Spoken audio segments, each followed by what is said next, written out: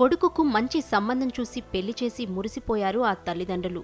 కానీ విధికి ఆ కొత్త జంటను చూసి కన్ను కుట్టిందో ఏమో నవవరుణ్ణి కరెంట్ షాక్ రూపంలో కాటేసింది. భర్త మరణంతో మానసిక ఆవేదనకు గురై ఒక్కసారిగా కుప్పకూలిపోయిన వధువు ప్రస్తుతం ఆస్పత్రిలో చికిత్స పొందుతోంది. మహబూబాబాద్ జిల్లాలో పెళ్లింట విషాదం చోటు చేసుకుంది. పెళ్లైన రెండో రోజే విద్యుత్ షాక్తో నవవరుడు మృతి చెందాడు. బయ్యారం మండలం గౌరారం శివారు కోడిపుంజుల తాండాలో ఈ విషాదం చోటు చేసుకుంది.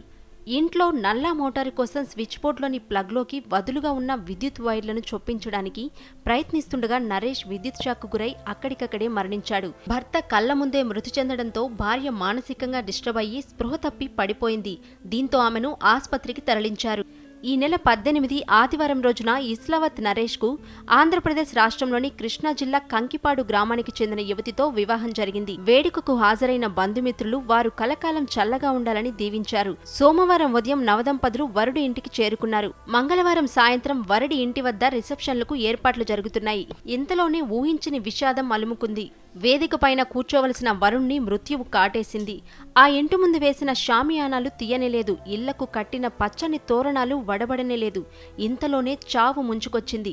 కుటుంబ సభ్యుల రోదన చూసి స్థానికులు సైతం కన్నీటి పర్యంతమయ్యారు. పోలీసులు కేసు నమోదు చేసి దర్యాప్తు చేస్తున్నారు.